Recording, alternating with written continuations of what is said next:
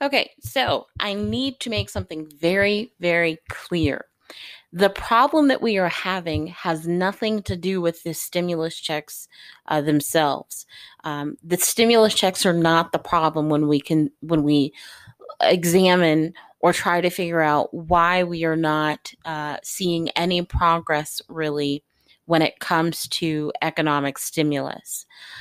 What we've been dealing with.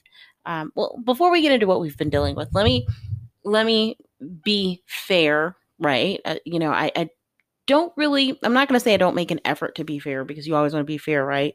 But because we're not a news podcast and we're actually a political organization that looks to get involved politically, I don't always try and, um, strike that fair and balanced kind of, oh, well, they're bad and they're bad and they're good and they're good.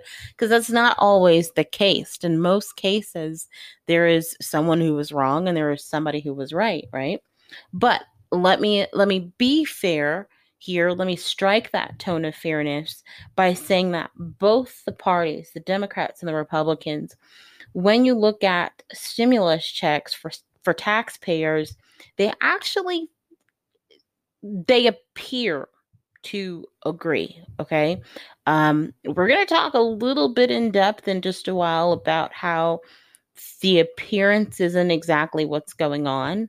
But, because some people are trying really hard to make it seem like they give a damn, I'll just be nice and be fair, as people like to say it, and say, hey, you get an A for effort, right?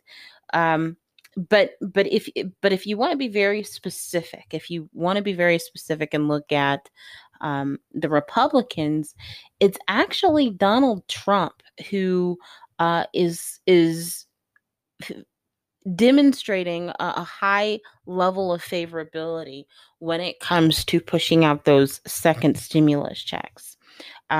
Obviously, he wants to do it before November, right?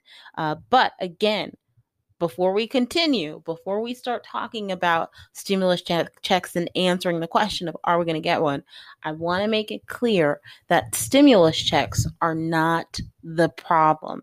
Stimulus checks are not what is keeping us from reaching a package, or getting a stimulus package by reaching an agreement.